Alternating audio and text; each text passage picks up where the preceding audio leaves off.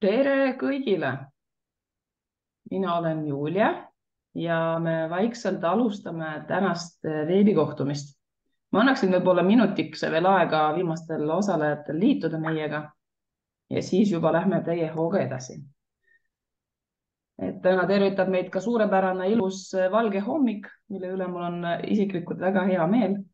Talv on saabunud, jõulukuu on käes, mida veel võiks oodata. Ma tean, varsti on ka väike jõulupuhkus kõigile, et ilmselt seda on ka kõigil veel oodata. Täitsa huvitav oleks teada, kas te kooli vaheajal teete tunde või mitte, et võite täitsa chati kirjutada. Meie ujumiskoolis puhkame näiteks natukene jõule alustame ja siis 2. jaanuaril juba alustame taas.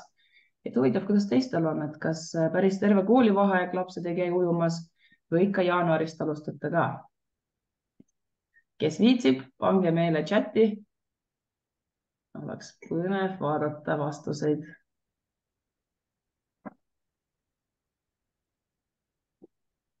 Niisiis. Arvan, et need, kes liituvad veel jooksvalt. Eks pühapäeva hommik ongi selline, kus tahaks viimase hetkeni veel magada. Tänane teema, millised on enam levinud ujumisega seotud terviseprobleemide müüdid. Ja täna aitab leida vastuseid meie küsimustele üldarst Kärt Alas, kes on ka tegelikult endine ujuja ise ka. Tere, Kärt! Nii, kas nüüd on kosta? Ja, nüüd Ja on väga tere. hea ja võtsin maha selle mute'i. Nii, ühesõnaga, tere, minu poolt ka, olen endine ujuja, kunagi ammu Kalevi siseujulas veel ujunud koos Juliaga. Just, et Kärdiga oleme ujunud ühel samal ajal Kalevi ujulas, küll erinevate treenerite juures, aga meie lapsepõlv oli tihedalt küll seotud. Kärt, räägi meile natukene ka oma mälestustest, et kui sina olid ujuja, kas sina mäletad, et oleks sinul võib-olla mingisuguseid haigusi, mis oleks kogu aeg sind kimbutanud või su trennikaaslastel midagi sellist, mida võiks ära märkida või ei ole olnud? Mhm. Issand, hakkasin tõesti mõtlema siin üks päev selle peale, et kui Julia mind siia kutsus, aitäh selle eest, on nii auväärse publiku ees tõesti tore esineda. et, äh, et ikka oli ja Juliaga just siin arutasime seda, et kunagi Kalevi siseujula aegu isegi pidi oma varbaid ette näitama, enne kui basseini lasti, et anti mingisugune kaart ja siis kassas nagu pidi seda näitama, enne kui siis pileti said või võtme. Et seda jalaseent, seda ikka oli, eks ole, ja endalgi oli ja eks sellest me siin ka nagu räägime täna kindlasti ja kui kellelgi on midagi küsida. No ikka neid nahaprobleeme, mäletan mu enda vend, kes ka ujus mingi aeg, tema oli sellise atoopilise nahaga ja temal igasuguseid hädasi sealt veest tuli külge, küll see atoopia ägenemine ja just tema sai ka need molluskid, millest me kindlasti täna räägime. ja ja eks ikka kõike oli ja ise ka meenutasin seda, et kui karm oli see nohu köhahaigusega siis nii-öelda trennipausi tegemine, et meil oli hästi levinud see, et need, kes olid natuke tõbised, vette ei läinud, need tegid üleval tribüünil siis hüket. et et see variant oli ja kuna mu enda treener siis lugupeetud Hilju Lillo, ma ei tea, teda vist ei ole siin praegu, ma ei tea, tema oli ka ju arst, spordiarst, eks ole, ja oskas alati siis nii-öelda öelda ka, et kes võib vette minna ja kes ei või vette minna. Ja sai seal tribüünil siis vaadata, kuidas teised ujuvad ja vahepeal mõne küki või kätekõverduse või kosmonaudi või midagi tehtud. Aga ise mäletan seda küll, et ükskord ma vist ikkagi läksin oma põsskoopa põletikuga ujuma ja siis see vana Kalev, see oli ju korralik 5 meetri sügavune, sukeldusin sinna põhja, noh nagu me ikka käisime treenerite ees peidus ja oi, milline valu sinna põske ja otsmikku ikka lõi, aga ega sellest ju ei rääkinud, sest et noh pidi ju trenni ikka edasi tegema ja nii ta oli, eks seal ikka leevenes kuidagi. ja mina mäletan ka täitsa seda aega, kui Kalevi ujulas pidigi näitama oma varbaid ette. Tõsi on, nii ta oli. Tänapäeval see muidugi on täiesti uskumatu, et keegi küsiks spaast tulekuga, et kuule, näita varbad ette, on ju, siis saad spa pileti soetada, et seda küll. Aga võib-olla me alustakski sinuga varba või jalaseenest, et kuidas ta levib, kas tõesti siis ujul on väga hea keskkond, kus seda saada? jah, et jalaseenega on selline lugu, et eks ta on, eks ole, niiske keskkond on see ujula ja see niiskus on üks just see riskifaktor, millega siis see jalaseende nakatumine läheb võimalikuks, eks ole. Lisaks juba, kui on mingid kahjustused seal juba nahal niigi ees, siis see seene infektsiooni saamine on ka tõenäolisem. Et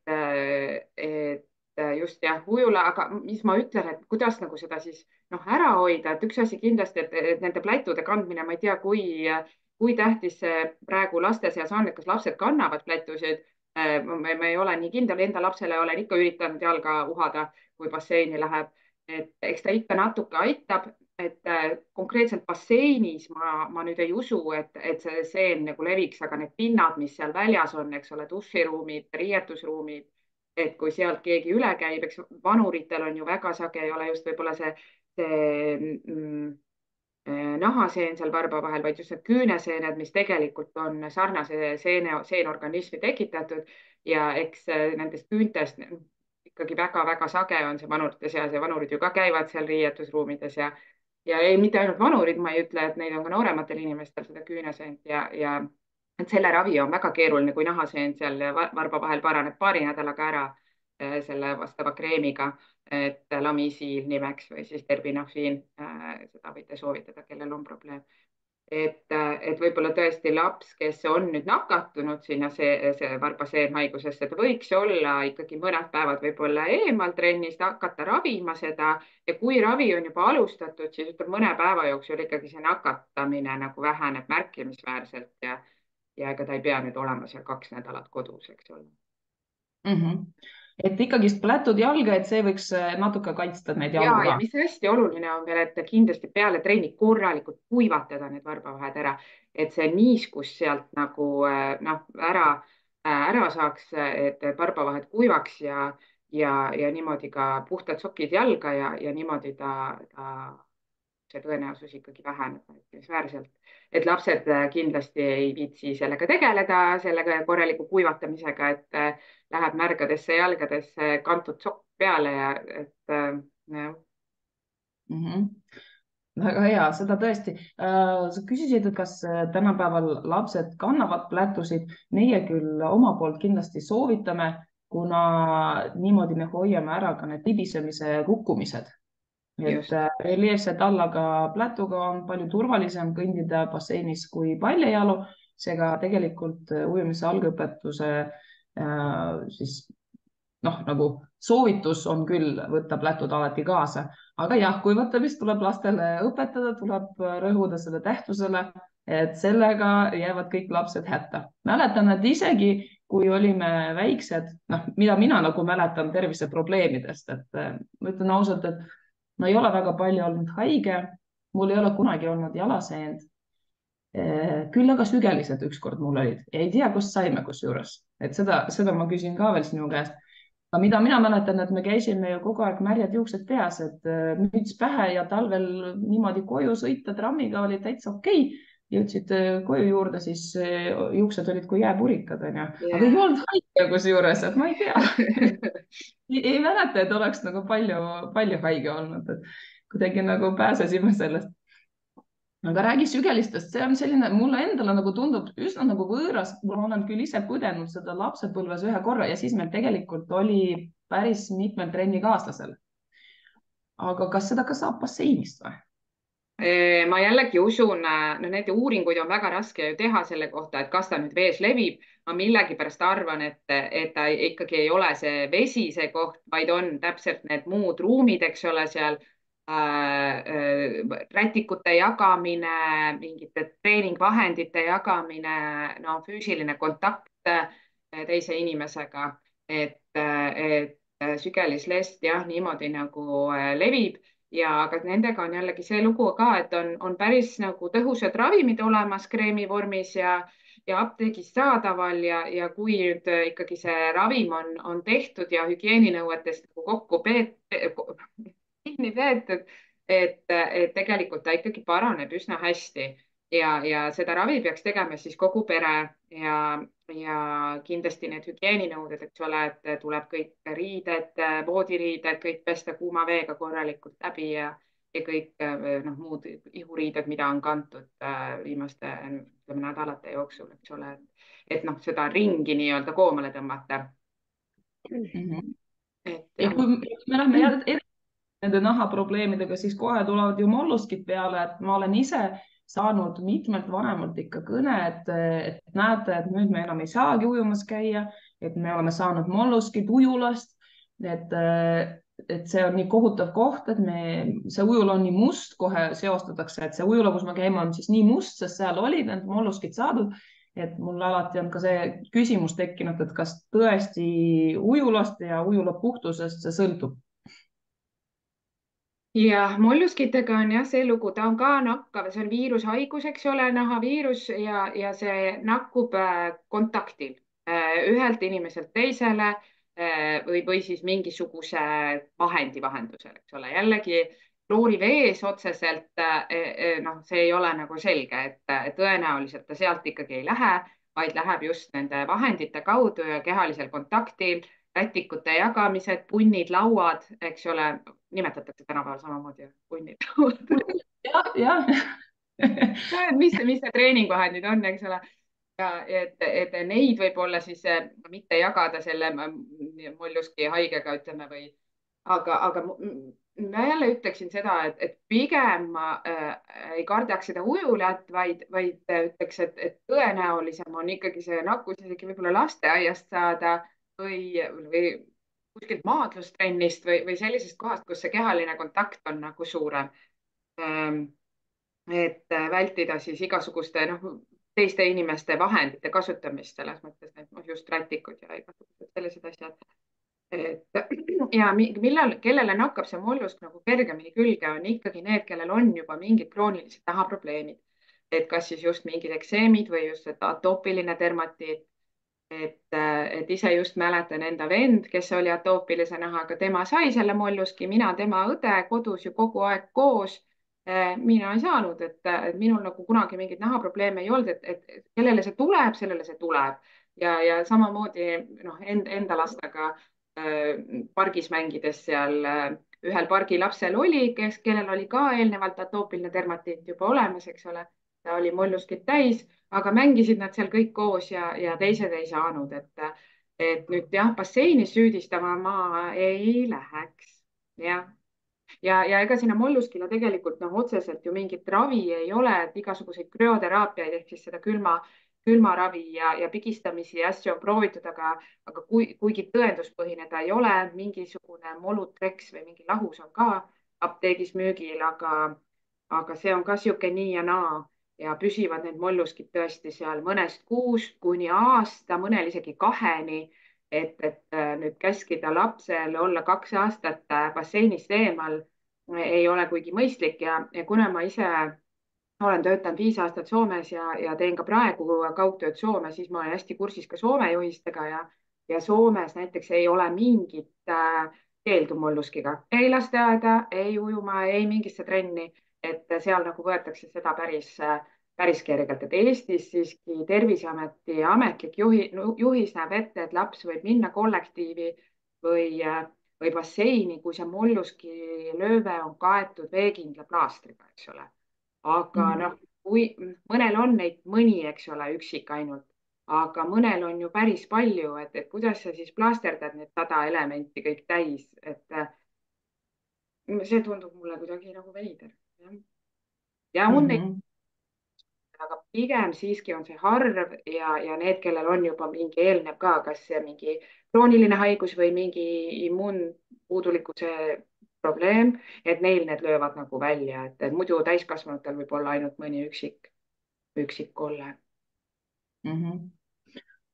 jah, et seda olen ka jah kuulnud tõesti, et see ravi on pikk ja tõesti, kas paar aastat hoidnud last basseinist eemal, et huvitav, et nii, et Soomes ja Eestis on nii erinevad siis noh, soovitused on ju, et Soomes justkui välja ei tehtagi sellest, et ei ole mingid piirangud ja Eestis peaksid olema kõik siis need hunnikesed kinni kleebitud ja eks ta jah, aga no eks ta molluski need kupud näevad siuksed noh, ebameeldivad välja ka, et võib-olla see tekitab ka natuke niisugust basseinis, kui näed, et kui mõni tuleb täppe täis on ju, et hakkad nagu kohe isegi kartma on ju.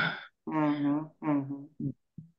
aga just sa mainisid ka seda atoopilist dermatiiti, et seda on ka tänapäeval väga palju ja kohe iinikutest alates on ju, et kuidas sellega olla, kas, kui palju see vesi, kui halvasti see vesi siis mõjub nende nahale? ja kas see saab kuidagi, ma ei tea, leevendada või? et ujumas tahavad ju kõik käia, aga samas ma ei tea, no igal kolmandal-neljandal lapsel ma kuulen, et on atoopiline dermatiit, kuidas nemad saavad vette siis?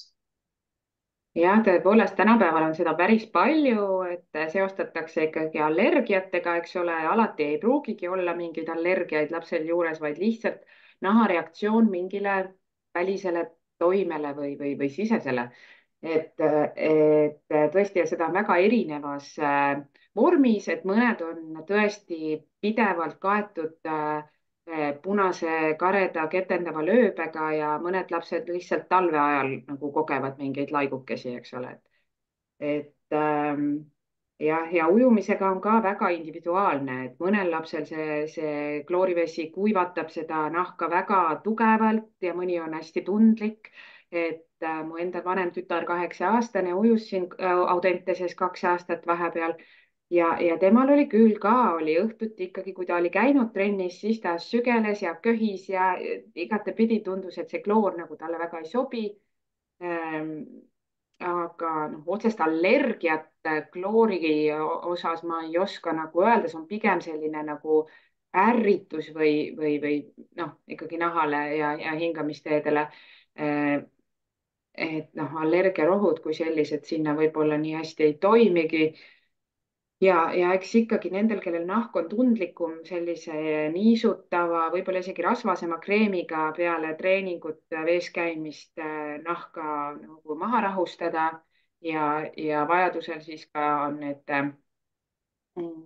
hormoonkreemid, siis apteegist on saadaval hüdrokortisoon, mis on ainus käsimüügis olev hormoonkreem, hästi sihuke kerge, et seda täitsa noh, sihuke nädala jagu 2 korda päevas võid kasutada, kui nahk läheb nagu lööbesse, et ja noh, alati ka perearsti poole pöörduda, nahaarstidega natuke vist on keeruline, et sinna nii kergelt ei saa aga noh, ujumas keelata käia nüüd atoopilise dermatiidiga, noh, ujumas käia ei ole, aga seda ka hästi individuaalselt tuleb siis vaadata, et kui laps on hästi tundlik, et vaadata ka siis võib-olla mingi paus teha ja jälgida, kas see nahk läheb paremaks.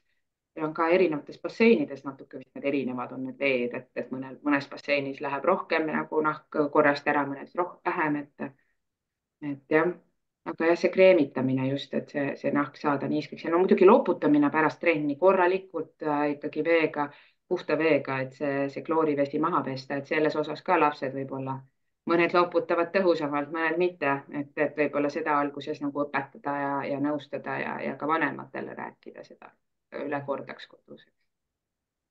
kuidas sa ise arvad, kas kloori nüüd peale trenni, kas veega loputamisest piisab või peaks ikkagist need, kellel on probleemsem nahk, ikkagist pesema seebiga?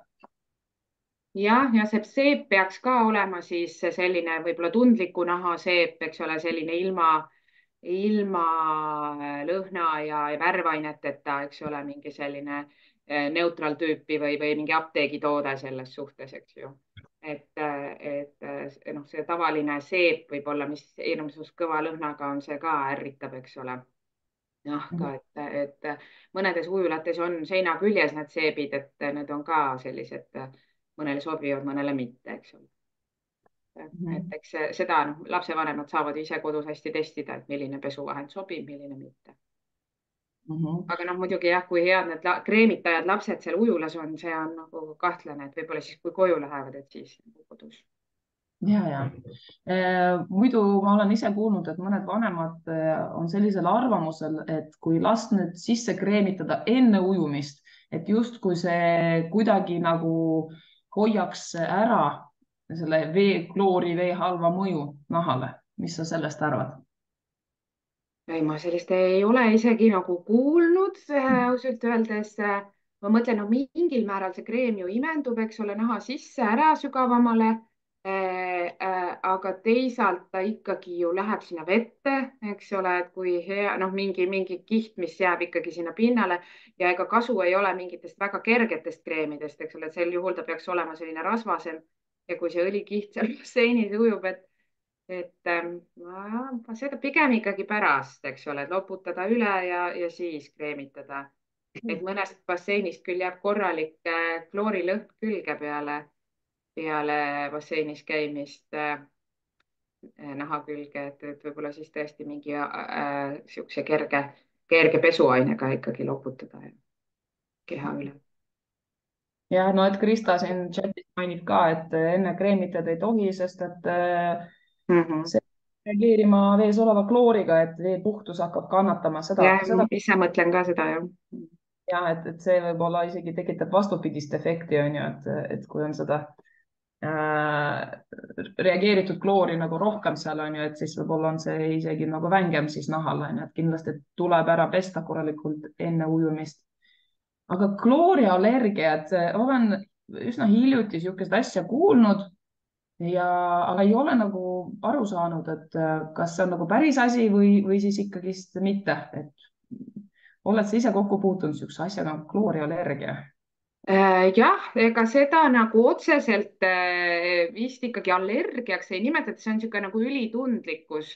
et ka kui enda lapsega käisin allergoloogi juures, siis ma rääkisin talle ka nendest kaebustest, et peale ujumist ta köhib kodus ja nahk on kehva.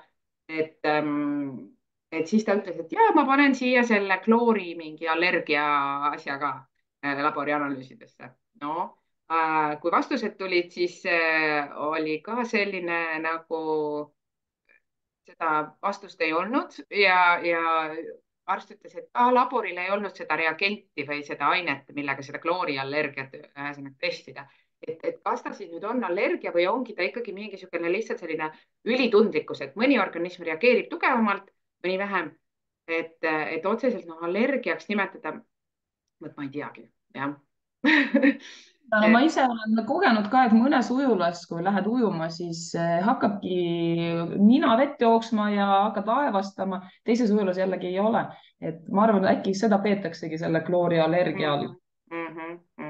et mingi ülitundlikkusreaktsioon ta on, mõnel läheb rohkem, mõnele vähem, et seda peab siis jälgima, et nüüd mul ka vanem tütar, see ei ole 2 aastat ujunud, aga järgmisest nädalast ta läheb Kaja Aljandi trenni, nii et saab uuesti näha mis siis saama hakkab. ja et kas hakkab jälle sügelema ja köhima või ei hakka, et see on mulle endale ka põnev kui palju on seda, et lapsed ikkagist kasvavad erinevatest allergiatest välja? seda ikka on ju?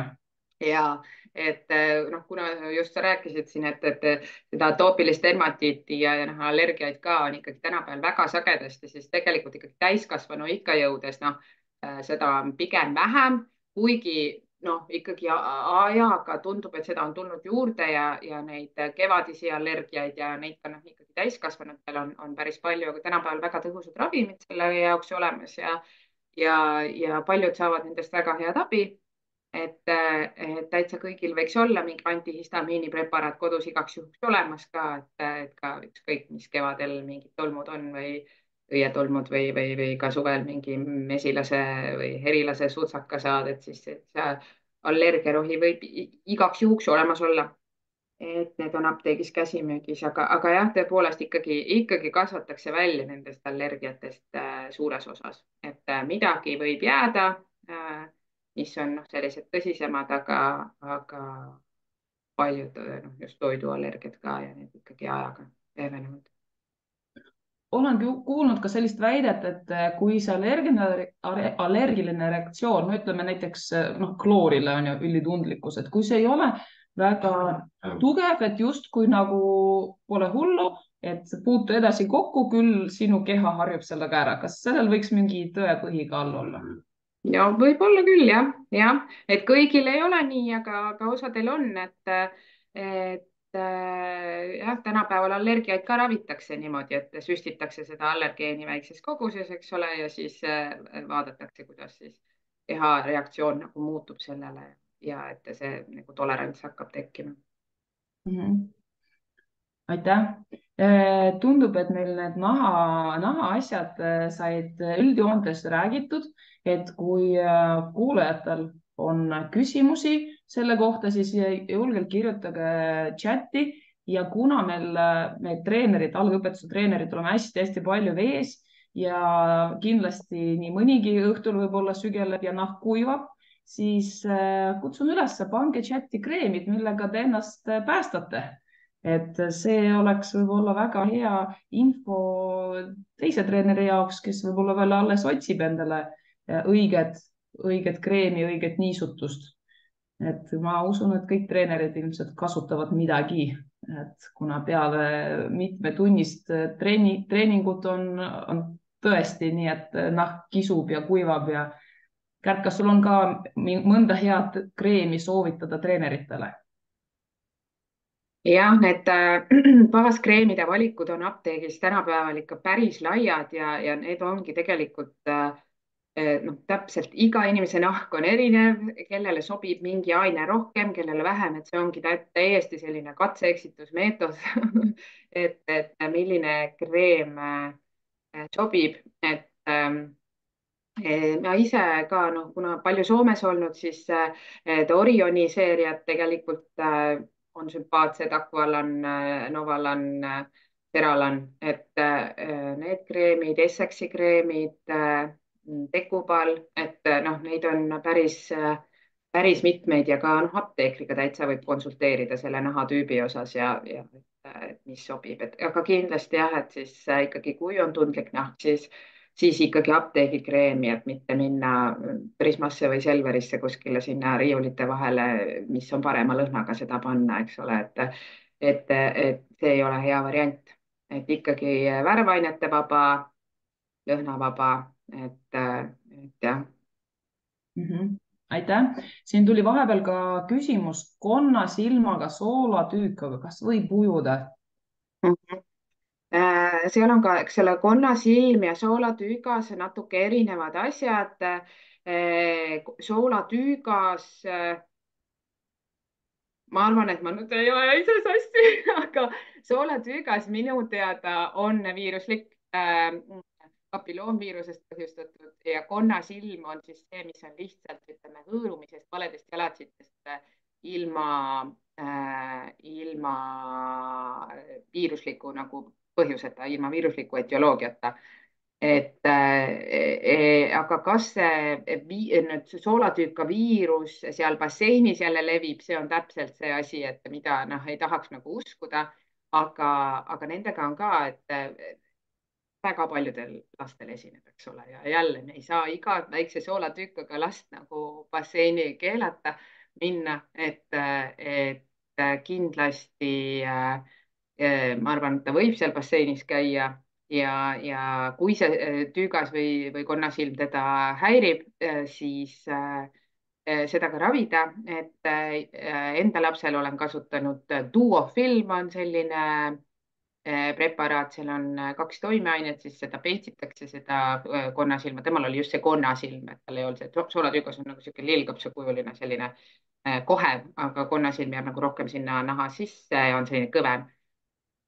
Et mõlema raviks siis sobib see Duofilm, on mõnele väga tõhus ka krüoteraapia, ise ma mäletan lastepolikliinikus käisin külmetamas neid tüükaid ja väga hästi toimis esimese korraga, kohe kõik läksid ära, tekkis niisugune must lill ja see tuli ära, verega täidetud ja siis juba seal nädala pärast oli kõik korras, nahk sile. Aga mõned ma olen kuulnud 5 korda käivad külmateraapias, krüoteraapias ja mingit abi ei ole. aga see duofilm on ka pikk ravi, võib-olla isegi kuu läheb aega, enne kui see moodus lihtsalt ära kuivab.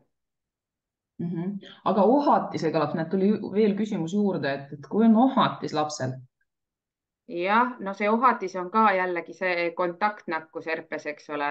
Eks see ohatis on ka selline asi, mis tegelikult meil väga paljudel, võiks öelda enamikel, tegelikult on see viirus kuskil sees olemas ja mingil hetkel ta lööb välja, mingil kas haigushetkel, stressihetkel, sellisel hetkel, kui organism on vähe nõrgem vastupanu osas, lööb ta uuesti välja ja võib ka nakkuda, eks ole, et see villisisaldis seal sisaldab viirust ja võib, et ei siin musitama mitte minna, eks ole, mingit huulepulka kindlasti mitte jagada, aga seda ohatist ka ikkagi soovitaks tegelikult ravida, et on käsimüügis olemas neid soviraskeel näiteks, et mida panna siis sinna peale, et kui õigel ajal jaole saada, siis ta tegelikult päris hästi aitab, et need viirusvastased ravimid, on ta siis see paikne, see soviraskeel või siis juba tabletid, et suu kaudu need ikkagi aitavad vähendavad viiruse paljunemist ja seda nii-öelda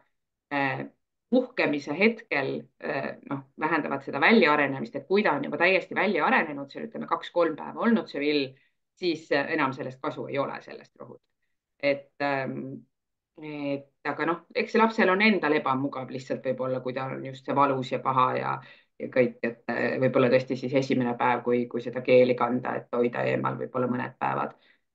Aga kui ta juba on, ütleme, seal keeli on peale kantud ja võib-olla ka tablette võetud, et siis miks mitte trenni minna, et siis ikkagi juba see nakatumine väheneb märkimisväärselt. No aga see nakatumine jällegi ilmselt kloorivees on Ja. suht sihuke tõenäoline, onju, aga et nad pärast seal riietusruumis ei musita ja oma näiteks rätikut ei jaga, onju. Rätikut ja huulepulka või mingit niisutavat seda huulekreemi, eks ole, ja need asjad. Jah. Et nahaasjadest ma panin siia omale ka mingeid punkte kirja, et tuulerõuged, eks ole, ka, mis võiks läbi käia, et ilmselt ka siin on lapsevanemaid ka ja teavad, et millal see nakatumine jääb ära või nakkusohtlikkus jääb ära, on sel hetkel, kui need elemendid on kärnal ja nagu kuivad, aga vette minna võib-olla veel nende kärnadega ei ole tõesti hea, et sinna võib tekkida siis sekundaarne infektsioon, bakteriaalne infektsioon, kuna nad lähevad märjaks, eks ole, ja kui need kärnad ei parane korralikult ära ja vees need liiga kiiresti lahti leotatakse, et siis ka võivad sinna jääda nagu tugevamad armid, et pigem tuulerõugetega veidikene kauem hoida eemal veest. ja siis on veel see impetigo, mis on see mädavill lööve näonahal tihtilugu, kas siin huule ümbrusel või kuskil võib ka üle keha olla, et seal ka panin just nendest Soome juhistest kirja, et tihtilugu seda ravitakse paikse antibiootikumkreemiga, et siis on ta 48 tundi hoida eemal antibiootikumkreemi alustamisest kontaktist teiste lastega. kui on suukaudne ravi alustatud, siis on 24 tundi. Aga samuti need on, ütleme, siuksed kollektiivi lubamise kriteeriumid, aga veega on, kuna jah, tegemist on jällegi, eks ole, siukse nagu lööbega, et üldiselt impetigo paraneb väga hästi ilma armideta, aga just ka, et liiga vara mitte sinna vette lasta, et see mädane kärn võiks ikkagi olla nagu eemaldunud enne, kui vette minna. Et kokkuvõtteks ma praegu ütleks nii, et kõik need nahahaigused tänapäeval on ikka väga hästi ravitavad, väga tõhusad ravimid on olemas, võib-olla välja arvatud mollusk, mis on selline, mis püsib ikka võib-olla isegi kuid ja vahest isegi aastaid, onju.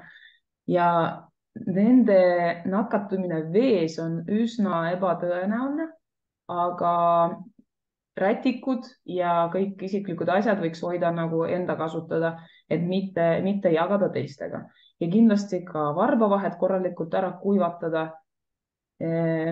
Kas midagi tuleb veel siit soovitustest, et kuidas siis ennast hoida, teisi hoida. Ja esimesed päevad siis jah, ravi alustamisest esimesed päevad siis võib-olla olla eemal veest, on ju. Just, Kui üldistada kõiki, mis me oleme rääkinud, siis oleks vist need sõnumid. jah, et kui on juba mingi ravi alustatud, eks ole, ja ravi üldiselt on tõhus, et siis kohe juba esimeste päevadega siiski see nakkusohtlikkus üldiselt väheneb, eks ole, kui on mingid nakkuslikud haigused. Ja edasi on juba selline enesetunde järgi, et eks lapsevanem, treener näeb seda ära ju kohe lapsest, et kas ta on nüüd treeniks valmis või ei ole. Et jah, hästi palju on see individuaalne, jah. Ja mis ma siis, millega me siis jätkame, mõtlesin ka selle peale, tänase teema peale ja mul tuli meelde, et kui ma kunagi, muidugi juba aastaid tagasi käisin õppimas treeneri EKR5 eksamiks ja läbisin üldaineid, siis oli üks selline eraldi teema, kus me siis rääkisime erinevate spordialade siis terviseprobleemidest. Ja ujujatest räägiti siis nii palju, et nende suuremad probleemid on silmapõletikud ja kõrvapõletikud. Et tol hetkel iseenda peale, oma nagu ujujasõprade peale mõeldes mõtlesin, et ei tea, et minul ei ole selliseid muresid kunagi olnud. Ma mõtlen sagedamini kui teistel näiteks klassikaaslastel, kes ei käinud ujumas. Ja võib-olla see silmapõletik oli jäänud kunagi sinna materjalide sisse sellest ajast, kui veel ei kasutatud ujumisprille võib-olla, ma ei tea. Et räägime nendest, et kas tõesti kõrvapõletikud, silmapõletikud, et kas on siis ujujate lemmikhaigused? Jah, silmapõletikute osas ma isegi ei tea nii väga seda seost. Ütleme jah, võib-olla siin on mõeldud pigem seda allergilist konjunktiviiti võib-olla, mis on siis selle silmasidekesta põletik, selline mingist just mingi ülitundlikkuse probleem, et need on erinevad, siis läheb silm punaseks, ta kipitab, sügeleb, aga ta ei aja rähma. Et seda nagu raviks pigem sellise kunstpisaraga. Aga eks see võib-olla tõesti see klooriärritus pigem silmale tõesti, mis tänapäeval ikkagi prillide kasutamisel väheneb märkimisväärselt. Nüüd sellist bakteriaalset silmapõletikku, eks see kloorivesi kuivatab seda silma, mis jällegi, eks ole, väheneb prillide kasutamisega, et kindlasti prille kasutada, kui vähegi võimalik. Et kui see silm on kuiv ja ärritunud, siis sinna on ka lihtsam viirusel, bakteril siis põletikku luua. Viirusliku silmapõletiku puhul on rähmaeritus üsna väike ja see ei vaja antibiootikumravi, pigem just see puhastamine ja niisutavad silmatilgad. Aga kui rähma tuleb päris palju, on selline rohke kollane rähm, nii et silmad on hommikul kinni kleepunud, siis on näidustatud ikkagi antibiootikumtilgad, mida üldiselt perearstid määravad kenasti ka telefonkontakti baasil. Et kui seal ütleme ikkagi mingit niisugust nägemiskaebust ega silmavalu ei esine, vaid on lihtsalt selline punetus, võib-olla mingi väike turse ja rohke rähmaeritus. Et kas ta nüüd ujumisega kuidagi korreleerub, et pigem see on see võib-olla tõesti see silmakuivus, mis siis laseb sellel bakteriaalsel viiruslikul haigusel kergemini tekkida, aga samas lastel väga sageli esineb. Et kui ta juba on selline bakteriaalne konjunktiviit, siis selline rohke rähmaga põletik, et seda kindlasti paar päeva ravida, enne kui laps kollektiivi lasta. Et antibiootikumtilgaga, jah. Aga siis teine asi, kõrvapõletikude teema, et kõrvapõletikes ka me eristame nagu kahte erinevat põletikku, on keskkõrvapõletik, mis jääb siis sinna trummikilest sissepoole, mis on ikkagi üldiselt selline nohuga kulgeva haiguse tüsistus, kui siis sinna keskkõrva koguneb sekreeti, on ta siis lihtsalt selline nii-öelda tatt, mis siis viirusliku infektsiooniga tekib, või kui ta on juba selline kollakas, paksem, mädane, et siis ta on, ütleme, bakteriaalne keskkõrvapõletik, mis siis annab juba palaviku, tugeva valu kõrvas. Et seda peaks kindlasti siis perearst kõrvalambiga vaatama, hindama, riske ja vajadusel antibiootikumravi määrama, et see nüüd ütleme ikkagi ujumisega kuidagi, ma nagu väga seost ei näe, aga mis see nii-öelda ujuja kõrv on, mida võib-olla siis mõeldi seal teie koolitusel, et see on see väliskõrvapõletik ehk see väliskuulmekäigupõletik, et see käik, mis siis väljast viib sinna kuulmekileni. Et see on küll, et basseinis ju läheb päris palju seda vett, niiskust sinna kõrva ja inimeste anatoomia on väga erinev. Et mõnel on see käik kitsas, kuidagi kõver, et siis sinna jääb seda niiskust rohkem sisse ja see on hea kasvulava siis igasuguste bakterite hallituse tekkeks, eks ole. Et ka pärast ujumist ikkagi nii, kuidas võimalik ikkagi peenema rätikuga võib-olla need kõrvad kuivatada, et nii kuivaks kui saab, tikkudega kindlasti mitte kõrva minna, sest et need tikud võivad seda väliskõrvapõletikku siis ise tekitada. Et sellist normaalset floorat seal nagu häiritakse. Et seda jah, see uju ja kõrv on pigem see väliskuulmekäigu probleem. Et sinna jällegi kui seal on nüüd ikkagi niisugune kõva turse ja punetus ja mingi eritis, et siis kõrvatilgad pigem on siin selle raviks näidustatud. Suukaudne antibiootikumravi mitte nii sageli, seal peab ikka olema väga tõsine palavikuga kulgev haigus juba. Aga nagu sa ütlesid, et see pigem kimbutab neid inimesi, kellel on kitsas käik, on ju. Kas Ja. neil siis jääbki vesi kõrva ka tihedamini ilmselt, jah? No ta otseselt võib-olla ei jää vesi, aga ta jääb kuidagi niiskemaks, ta ei taha kuivada nii hästi, kui ta on niisugune kitsas ja kõver, eks ole, see väliskuulmekäik. Et inimesed on tõesti väga erinevad, et ma ise ju oma töös tegelikult päris palju kõrvu vaatan ka ja näen, et kuidas see ikka ja eriti lastel ka, et mõnel ikkagi on väga ilusti kõik sealt näha ja on puhas ja mõnel on nii kitsas ja kohe vaiku täis ja midagi pole sealt näha. Aga see oli huvitav, et sa mainisid, et tikkuga mitte just seda kõrva siis torkida, sest ma ise näen, kui tullakse beebiga ujuma, et siis ma saan aru, et väike laps võib-olla nii mõnelgi eemal alles esimene laps, siis muidugi muretsetakse palju rohkem. Ja tegelikult olen päris palju näinud, kuidas nad ikkagist tikuga kuivatavad lapse kõrvu, et võib-olla seda siis ära mainida, kes teeb beebiujumist, et pigem rätikuga kuivataks, sellest võiks juba piisata. Rätikuga jah, et kui nüüd tikuga minna, siis ainult, eks ole, sinna suule nagu, et see osa, mida sa ikkagi ise näed, et seda osa sealt, et eks sa muidugi selle tikuvatikesega saad sealt mõnusasti kuivatada, aga mitte tõesti sinna sügavamale sellega minna torkima. Et see ei ole mõistlik.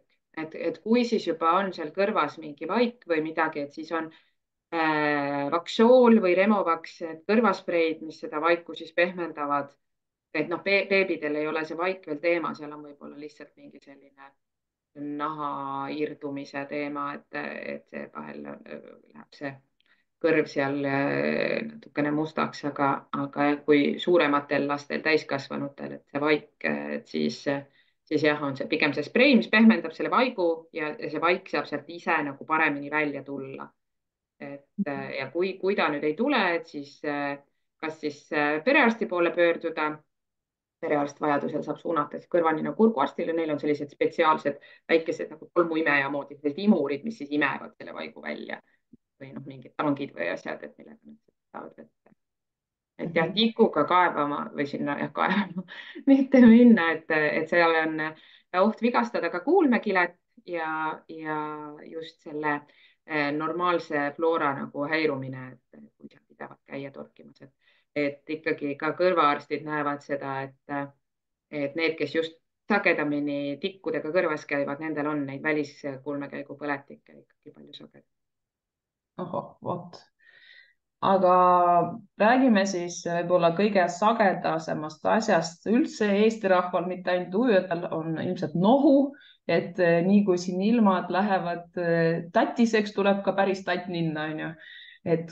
Ja sellega on ka ju nii ja naa, on ju, et ma näen ise ka, et mõni laps tuleb basseini, tal sukeldub korra, tuleb veest välja, siis siuksed draakonid ripuvad rohelised, on ju, treenerid ilmselt on kõik juba sellega harjunud aga kas sellist last tohiks vette lasta või mis hetkel tohib nohuga või või üldse kas tohib nohuga lasta last vette?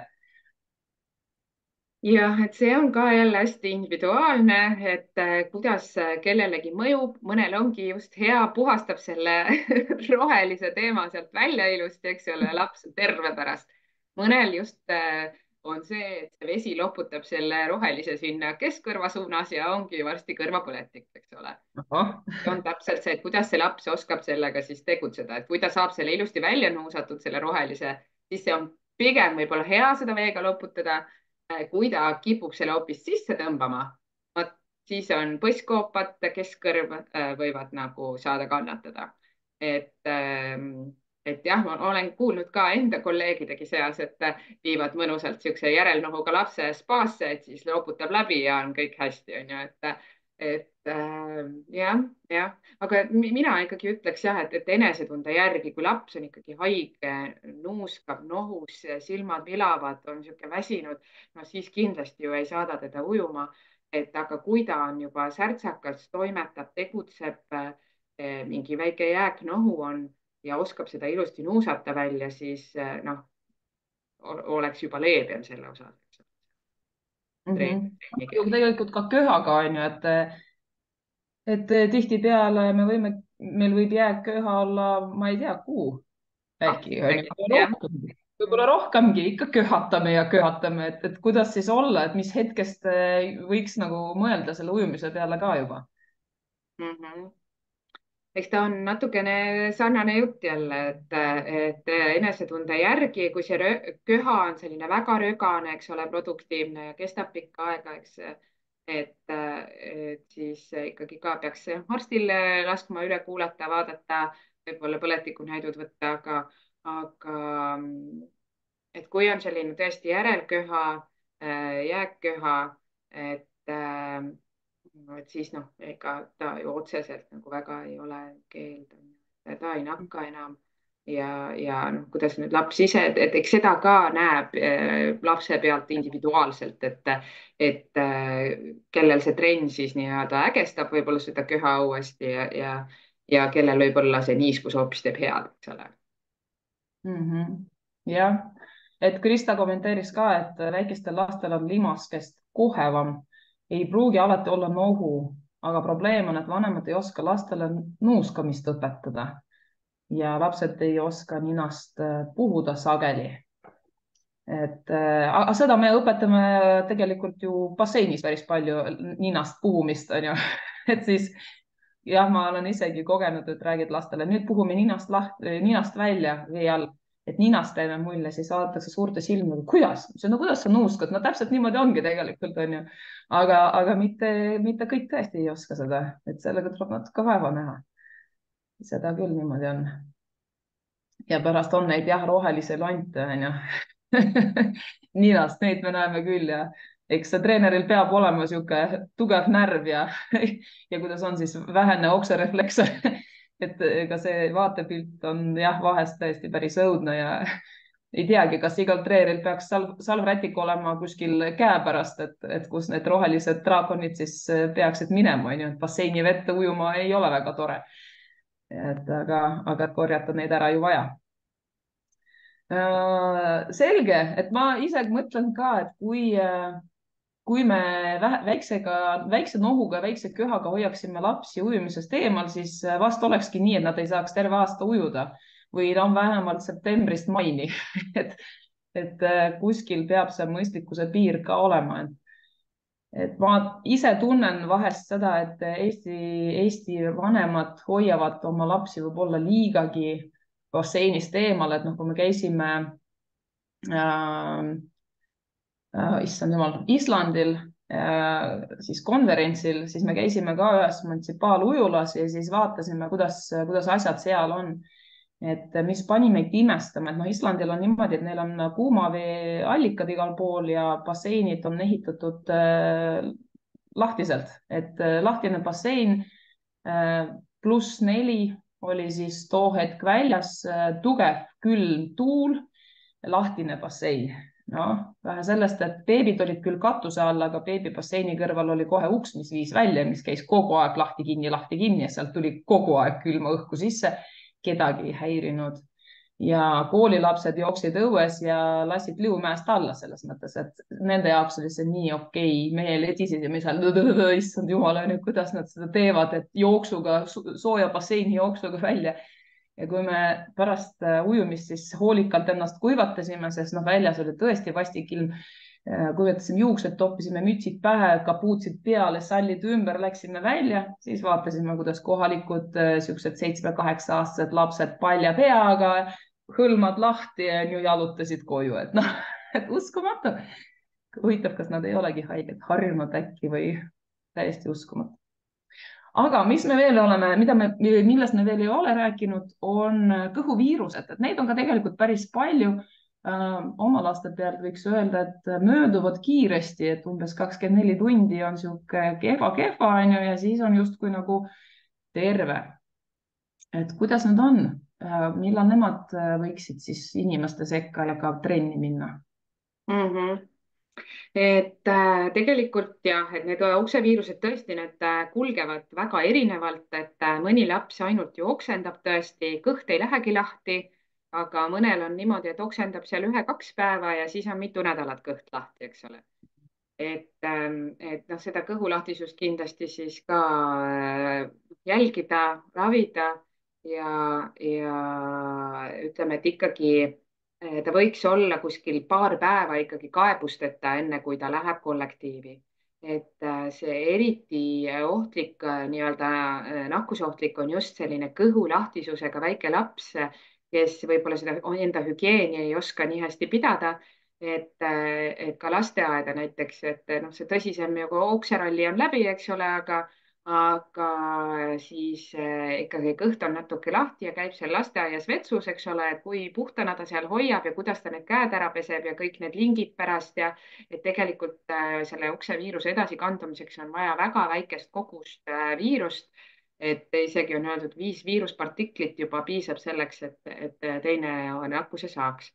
Et tõesti selline kõhulahtisusega laps ikkagi võiks olla kodus ja paar päeva teda hoida kodus. Nüüd väljaheitega see viirus ikkagi eritub päris pikka aega, isegi kui see äge kõhulahtisus on möödas, siis sellise isegi tahkemas väljaheites võib seda viirust veel olla mõne nädala jooksul.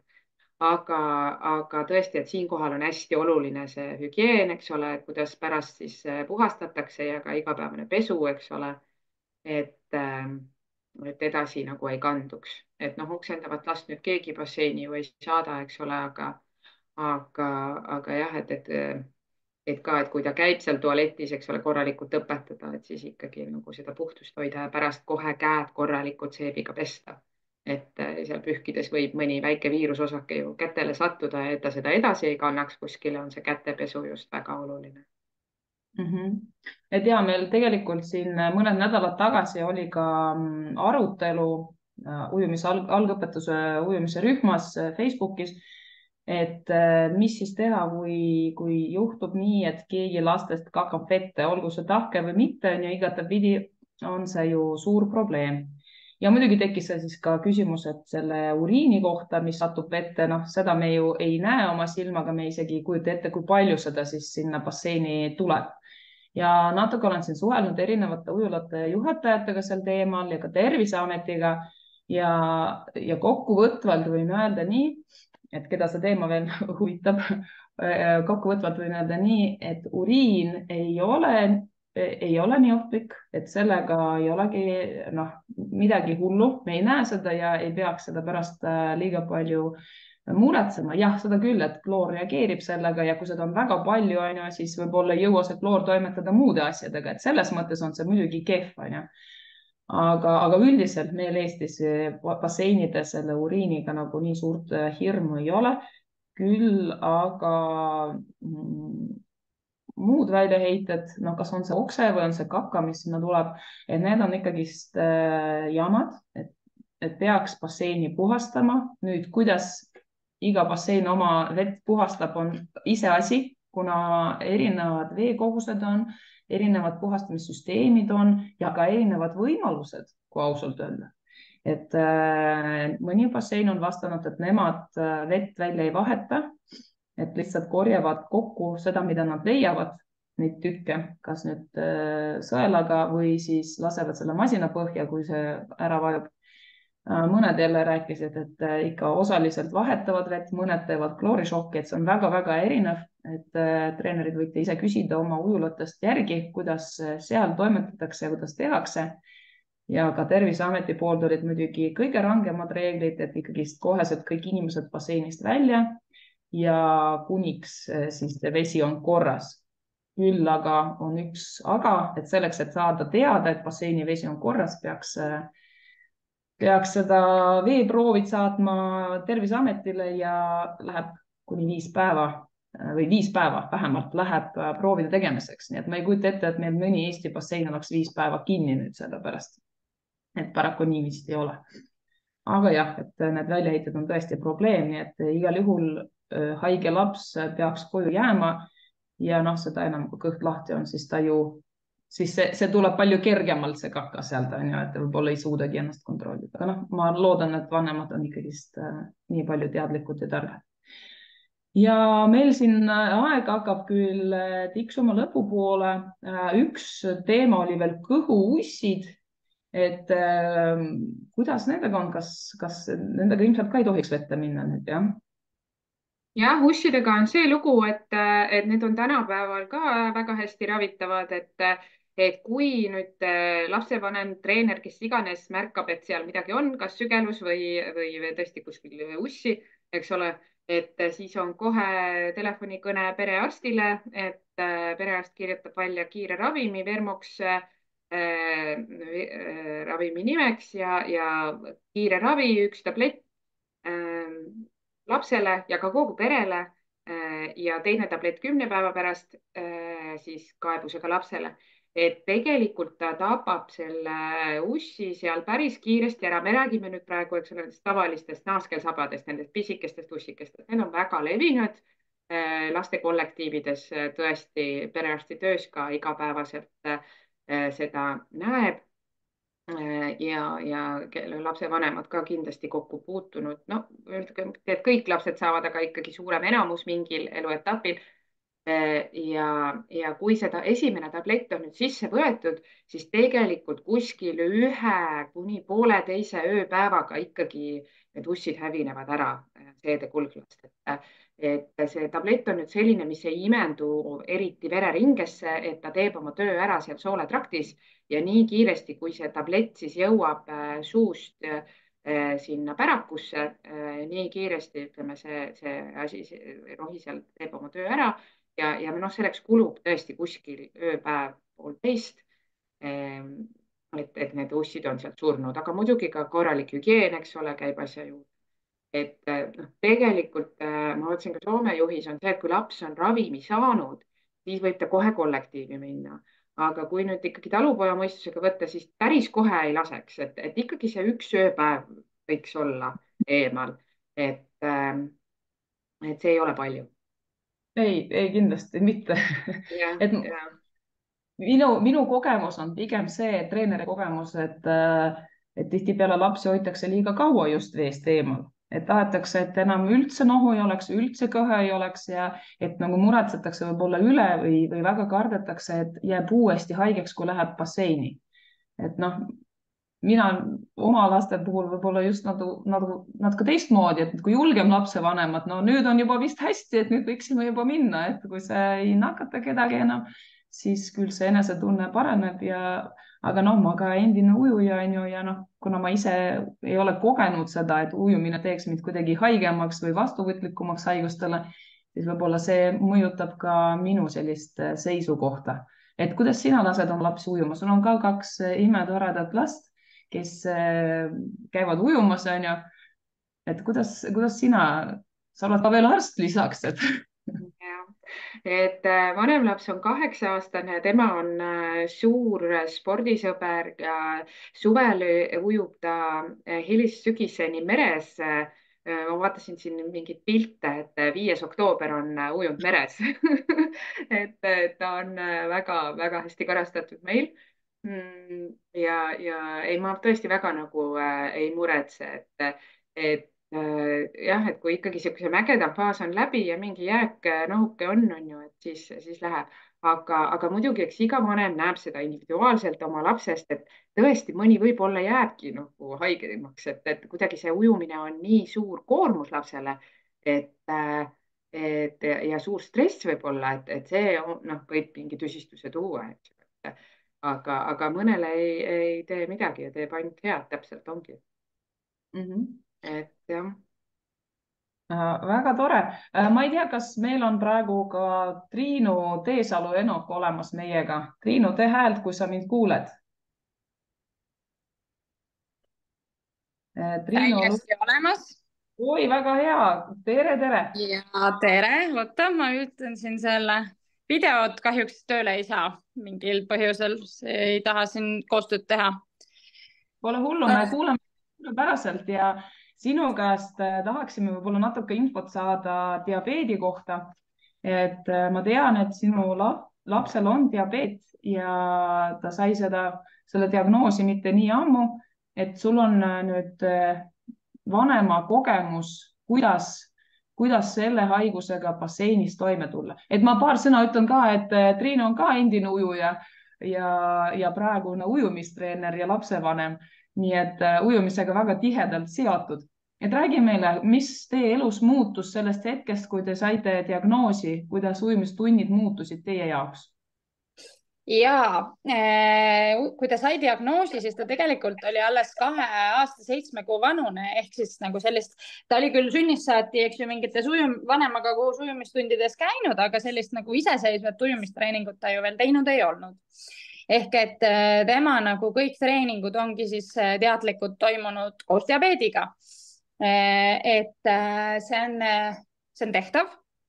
Ta on täiesti tavaline laps nagu kõik teised lapsed, lihtsalt tal on siis kõrvaltvaataja jaoks nähtav on tal siis üks vidin käe peal, mis on plaastri all ja pepu peal ka 2 kanüüli, mida siis üldjuhul ujumispükste alt näha ei ole. Aga nii see on ja siis, et selleks, et siis ta sinna trenni minna saaks, tuleb talt see insuliinipump üldjuhul maha ühendada, neid pumpasid on erinevaid ja tegelikult teoorias on nad veekindlad, ehk et ta võiks sellega ujuda, aga otsene vajadus tänasel päeval, kui ta on just saanud 5-aastaseks, praegu puudub, kuna ujumistrenn kestab talle, eks ju, pool tundi, siis selle aja nagu kannatab ära ka insuliinita. Seda enam, et mida kauem ta on vee all oma käega, seda tõenäolisem on see, et see ühendus nagunii katkeb ja me seda näitu ei näe. Aga ujumistrennis või üleüldse ükskõik millises trennis, vahet ei ole, eks ju, on ikkagi see oht, et veresuhkur võib väga madalaks minna, mis on siis probleemiks nagu lapsevanemale ja treenerile ja noh, lapsele endale loomulikult ka, eks, eelkõige. Aga mida siis nagu treeneri vaatevinklist peaks jälgima, olekski see, et kuidas see laps nagu käitub, kui tema käitumises toimub mingi väga suur muudatus silmnähtavalt, eks ju, kas tal tundub või paistab olevat halb või siis ta muutub väga käitumiselt näiteks agressiivseks või vastupidi apaatseks või need inimestel on erinevad need käitumised, kui neil on väga madal veresuhkur, eks ju. Et siis treener peaks seda kindlasti nagu oskama ära tunda ja jälgida. Mis on muidugi oluline, lapsevanem peaks mainima seda treenerile, aga olles ise treener, siis ma ei ole selles nii kindel, et kõik vanemad seda ütlevad. Diabeedivanem tõenäoliselt pigem võib-olla ütleb, ja kui sul on see sensor käe peal, noh, siis sa ka näed seda. Aga kui on siin mingeid muid haigusi, mul näiteks endal on trennis üks epilepsik, siis ma kuulsin seda teise treeneri käest, et tema vanemad mind teavitanud näiteks ei ole, mis on minu arust nagu väga kummaline. et kohati on nagu imelik, aga noh, mis teha, et üldjuhul jah, vanemad võiksid ja peaksid teavitama ja kui treener nagu ka vaatab, et oi, tal on käe peal mingi kummaline suur plaaster on ju, või mingi vidin, siis noh, ja vanemad öelnud midagi ei ole, siis võiks tegelikult nagu küsida, eks ju. Aga ma ei tea üldse, kui palju nagu väikelapsi täna diabeediga nagu ujumistrennis käib, mul see statistika puudub, aga suuremate laste seas on neid küll. Et ma arvan, et see ei ole kindlasti nagu selline krooniline haigus, mille pärast ei võiks ujumistrennis käia. Ujumine on just vastupidi väga hea. Algselt, kui me diagnoosi saime, siis tegelikult meil tekkis selline olukord, et tal veresuhkru peal ujumistrennis tõusis väga kõrgeks, aga hiljem me nagu taipasime, et see on ilmselt emotsioonist, et kui ta selle treeniga ära harjus, siis see enam nii ei olnud. Aitäh, et see on tõesti väga oluline, et lapsevanem ka jagaks lapse tervise muresid treeneriga, ja eriti sellised haigused nagu epilepsia või diabeet, kus laps võibki kas kaotada teadvust või epilepsia siis puhul saada krambid vees. Ja kas ma olen õigesti aru saanud, et ka midagi sellist juhtub, et tegelikult diabeedi puhul näeb lapse käitumisest juba ette, et seda võib näha, aga seda ei pruugi. Osad lapsed siiski tegelikult oskavad väga hästi ka seda varjata, mitte tahtlikult, aga siis tahtmatult, et näiteks ka minu laps puhul on sama olukord, et ta võib tegelikult väga madala suhkruga veel tunduda täitsa nagu okei. Aga tal kuidagi tegelikult teeb parajat näidendit, et seal on mingid indikaatorid, mille järgi siis mina lõpuks taipan seda, aga olgem ausad, ükski treener nii hästi oma seda treenitavat ei tunne, et ta oskaks seda nagu näitlemisest läbi näha, eks ju. Et see on nagu keeruline olukord, aga mis siis esmaabi selleks väga madalaks veresuhkruks on, kui see laps on nagu teadvuse kaotanud näiteks, mida tegelikult ju võib juhtuda. Siis ongi see, et kui sul on käepärast olemas mesi, ma ei tea, kas ujulas sul kotis taskus parasjagu mesi on kaasas, aga kui sa tegelikult treener oled ja sa tead, et sul on diabeedilaps, no pane see mesi kotti selleks päevaks, ega see väike ühekordne mesi sind nagu olulist ruumi ei võta, eks ju. Aga see on väga selline, tegelikult võiks see sellel lapsel endal kaasas olla, et seda siis määrida nendele igemetele ja limaskestadele sinna suhu, et hambaid mitte siis nagu liigutada lahti, eks ju, tal võivad samamoodi olla epilepsiale sarnased krambid, et seda mett määrida võimalikult palju, eelistatult, kui vanemat ei ole juures, kutsuda kiirabi. Ja paljudel võib olla ka kaasas selline süstal, mis on siis nii-öelda elustav, aga seda treener niimoodi kasutada ise tegelikult ei oska. Et see ei ole nii lihtne, aga alati, kui on lihtsalt nagu selline näha, et tal on suhkru madal, aga ta ei ole veel teadvust kaotanud, siis alati magus aitab. Et magus on alati see, mis nagu aitab. Ja tegelikult ka just hiljuti siin kuulsin ühel konverentsil sama ka kõrge suhkru kohta, et kõrge suhkru puhul, et võõras inimene, kes teab, et on diabeet, ei tea kunagi, kas tal on kõrge suhkru või madal suhkru, siis magus aitab alati nagu välja. Kõrge suhkru puhul ei juhtuda ka nagu midagi, kui sa veel seda magusat peale annad ühe hetkega. Küll aga madal suhkru ühe hetkega on nagu eluohtlik, eks ju. Et kõrge suhkru puhul saab seda langetust teha pikema aja jooksul ja temaga nagu otseselt kohe midagi ei juhtu selle ujumistrenni vältel nagu. Tal on küll ebamugav olla tõenäoliselt, väikelaps ei pruugi seda ise öelda, et tal on paha olnud, võib-olla ei teagi või ei oska seda väljendada, aga iseenesest see kõrge suhkru nagu trenni vaatest ei ole ühe hetke mõistes nagu eluohtlik. Ta on pikas perspektiivis, ei ole su elule nagu hea, aga madal suhkru võib ja suhkru selles mõttes ka võib langeda seal treenis nagu mõne minutiga. Et ma olen ise seda näinud paar korda, kus suhkru võib tõepoolest mõne minutiga langeda üsna healt tasemelt väga kiiresti, väga madalaks. Et seal ei ole nagu siis mõtet mõelda, kas ma annan talle kommi või kas ma annan talle seda glükoositropsi, mis tal peaks endal tõenäoliselt kaasas olema, vaid see sisse anda ja seda kõrget suhkrut saab hiljem see vanem kodus langetada. Seda oli väga hea teada, et vahet ei ole, kas on madal või et sina nagu kõrvalvaatajana, treenerina ei tea ju, kas on võib-olla kõrge sa või ei võta madal. seda otsust vastu, et kui sa näed seda, et tal peaks näiteks olema see näit seal telefonis või siis selle pumba peal või noh, kus iganes see näha, eks ju, olenevalt tema nendest vahenditest või sa oled näpust talle teinud või ta on ise teinud selle veresuhkru mõõtmise ja sa tead, et see on madal, noh, siis on nagu kindel, eks ju. Aga kas sul sel hetkel seda aega teha on või on sul vaja seal see elu päästa, siis mõttekam on see midagi magusat talle sisse lükata ja kui on mahl aitab ka väga hästi, et kui on näiteks mingi kõrremahl või asi kaasas ka väga hästi, kui ta on veel teadvusel ja saab neelata, eks ju. Aga nüüd tuli küsimus ka veel astma ja epilepsia kohta. Kärt, kuidas sina arvad, et mina olen käinud esmaabi-koolitusel ja muidugi epilepsia hoog oli ka üks teema. Ja et mida sellega teha, meile küll soovitati nii, et treenerina siis sa hüppad vette ja hoiad seda inimest, kellel on hoog vees, nii et ta saaks hingata, et vees on justkui krambitada kõige ohutum, ei saa ennast kuskilt ära lüüa. Et mis sina arvad, kas niimoodi võikski toimida, kui tuleb epilepsia hoog?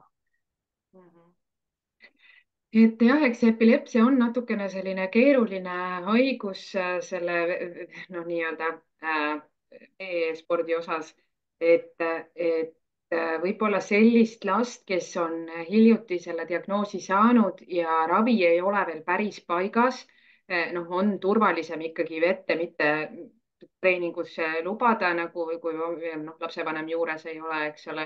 Et tänapäeval on siiski ka epilepsia osas on päris head ravimid olemas, mis siis need hood ikkagi ära hoiavad niimoodi, et nad jäävadki ilma hoogudeta üldse, võib-olla mõni üksik hoog aastas, eks ole. Et esimene asi on ikkagi see koostöö raviarstiga, et neuroloog siis, kes epilepsiat jälgib ja ravib, peab oma sõna selles kohas ütlema, et millist sporti lapsel on turvaline teha. Aga kui ta tõesti on saanud pigem siis hoovabaks ja on saanud neuroloogilt loa e-sporti harrastada, et siis ikkagi kindlasti peab treener seda teadma, et tal see diagnoos on, et tal need ravimid on. Ja ikkagi seda last nagu veidi tähelepanelikumalt ikkagi trennis jälgima. Ma tean, et see on keeruline, et lapsi on palju trennis ja kõik, aga ikkagi ta on natukene selline eritähelepanu vaja. Et nüüd selle esmaabi osas, vot ma ei olegi kusjuures käinud ühelgi koolitusel, kus sellest oleks juttu, aga ma arvan, et see Julia, sinu välja pakutud variant on tõesti päris hea, sest et see üldiselt see epileptiku hoog, eks ole, raugeb mõne minutiga ja ta tuleb nagu nii-öelda tagasi ja võib-olla see tõesti ei jõua teda sealt veest välja viia, sest krambitavat inimest, ütleme, veest transportida, ma ei tea, kas igaüks saab sellega hakkama. Et tõepoolest, et ta saaks hingata, eks ole, et hingamine toimiks, et kuidas sa seda nagu seal vees kontrollid. Ja kui juba ikkagi põhja on vajunud, on ta sealt ikkagi vaja välja tuua. Et see on tõesti tegelikult päris keeruline asi. Et jah. Aga mis astmaga seoses, et astmahaiged tavaliselt neil on oma piip kaasas ja kui midagi on, siis saavad seda kasutada. Et astmaatikuid ikkagi on rohkem, eks ole, see on levinum haigus ja tihtilugu on see astma ikkagi kenasti kontrolli all, on ka väga head ravimid selleks olemas ja on kahte tüüpi ravimeid, ühed on sellised, mida võetakse hommikul õhtul, üldiselt sisaldavad ka inhaleeritavat kortikosteroidi, mis siis nii-öelda seda kopsu põletikulist reaktsiooni alla surub.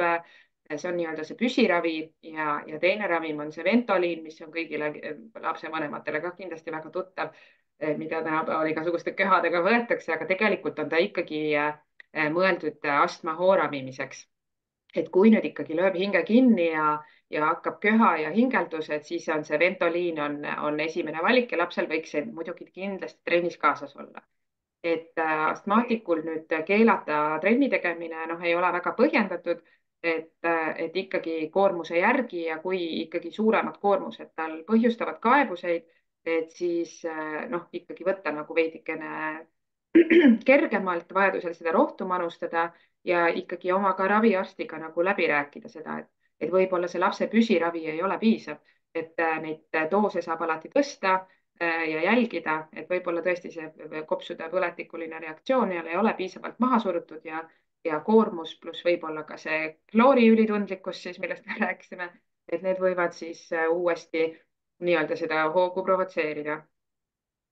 Et astmaga natukene on lihtsam, aga muidugi ka astmaatikuid on erineva nii-öelda raskusastmega, et mõnel väga kerge koormus juba põhjustab kaebuseid, eks ole, et noh, neid siis võib-olla ka täpsemalt jälgida ja. Ja siis päris viimane küsimus, et kuna aega läks meil mõnusalt üle, et siin Krista on kirja pannud niimoodi, et laste massööri koolitusel meie vana pediaater luges laste haigusi. Tema ütles, et seni, kuni nohu on läbipaistev, laps magab öösel ja on päeval toimekas, siis ujumine on okei. Et selle koha peal tekkis küsimus, rohelised ja läbipaistvad, roheline ja läbipaistev tatt, et kui ohtlik on üks või teine? Miks ta läheb roheliseks ja kui ohtlik see roheline siis on? Et see roheline, kollane, pruunikas värv nohule tekib tavaliselt ikkagi sellise väikse bakteriaalse nagu tüsistuse tõttu. Et noh, kui ta on ikkagi niisugune roheline ja pruun selline see tatt, eks ole, et siis ilmselt mingi bakter on ka seal toimetama hakanud ja tema seda värvi annab. Viiruslik nohu, allergiline nohu, need on niisugused läbipaistvamad. Noh, viiruslik nohu võib ka lõppfaasis selliseks kollakamaks minna, aga ikkagi noh, kui ikka väga tugev värv, siis on mingi väike bakteriaalne tüsistus seal ka juures. Et see ei tähenda, et see alati antibiootikumravi vajaks, et korralik nuuskamine, eks ole, ja puhastamine, see on nagu kõige A ja O. Et aga jah, et eks seal oma tõepõhi on muidugi sees, et aga noh, eks siinkohal on jälle see just, et see enesetunne mängib siin rolli, et kui ta on toimekas, jaksab teha kõike ja see nohu teda meeletult ei häiri, et keelata. Et siis ei ole ka teistele ohtlik see nohu sellisel juhul, jah? No ütleme niimoodi, et kui ta on ikkagi ägedas faasis viiruslik nohu ja see on niisugune läbipaistev, et ta võib ikkagi olla nakatav, aga kas ta nüüd täpselt läbi selle basseinivee on nakatav, pigem on ta, eks ole, nagu siin Covidis on juttu olnud palju aevastamise ja köhimisega levivad need aerosoolid, kas ta nüüd vees levivad täpselt, ei tea, pigem mitte. Aga jällegi on see, et noh, neid viiruseid sa võid saada igalt poolt, igal hetkel, et keegi need saab, keegi ei saa, et aga noh, ikkagi need varukasse aevastamised ja kõik need asjad, et need ikkagi tuleks läbi õppida. Aitäh sulle, Kärt, täna sai päris palju rääkida haigustest. Nii et lõpuks ma tahan kõigile soovida ainult tervist, eriti praegusel ajal, et praegu on päris paljud inimesed haiged. Kas sul on mõni hea nipp, kuidas enda tervist hoida kõikidele treeneritele? Mis sa arvad, mis see kõige tähtsam oleks? Ma ei tea, positiivset meelt säilitada ja ikka ise ka liikuda, eks ole, ja hoida ennast tervena, magada piisavalt, et ikkagi oleksite puhanud ja võtke ikkagi seda D-vitamiini, millest räägitakse palju, et ikkagi oma töös ma näen ka, et ma võtan neid analüüse ja inimesed ei võta või ei ole nende D-vitamiini tasemed piisavad, et see ka natukene seda immuunsust maha tõmbab, kui see D-vitamiini tase ei ole piisav. Eli kapslitena, tilkadena, võib-olla mitte kuivatabletina, sealt ei imendu see D-vitamiini hästi. Mis veel tõenduspõhisust tegelikult on näidanud, on tsingi kasutamine haigusperioodidel, et kui ütleme, sul peres on keegi ägedas infektsioonis, et võib täitsa neid tsingitablette võtta siis juurde, et ka immuunsust veidi hoiab üleval ja ka vaktsineerimine, et siiski gripihooaeg on algamas, vaktsiinid on saadaval, et ikka gripi vastu vaktsineerida. Aitäh, selge, et isegi vitamiini soovitused, tsink ja D-vitamiin. Jah, et ütleme sellise positiivne meel, jah. Jah, et sellistest multivitamiinidest ka ei ole väga palju tõenduspõhisust, et need kuidagi aitaksid nagu turgutada immuunsust, et noh, võib-olla D-vitamiin on ka, aga kui sa ikkagi sööd päevas puuvilju, marju, siis ikkagi inimene saab selle C-vitamiini koguse kätte ja kes just ei ole vegan 100%, see saab ka muud vitamiinid kätte ja tegelikult kui normaalne toitumine on ka kõige alus, eks ole, et tervislik mitmekülgne toitumine. Aitäh sulle, Kärt, tänaseks selle teemaga lõpetame. Paari sõnaga räägin, mis teema tuleb siis järgmiseks. 7. jaanuar on meil siis järgmine kohtumine juba uuel aastal. Rõõmsalt saame kokku, oleme puhanud ja positiivsed ja siis räägime ujumisvahenditest.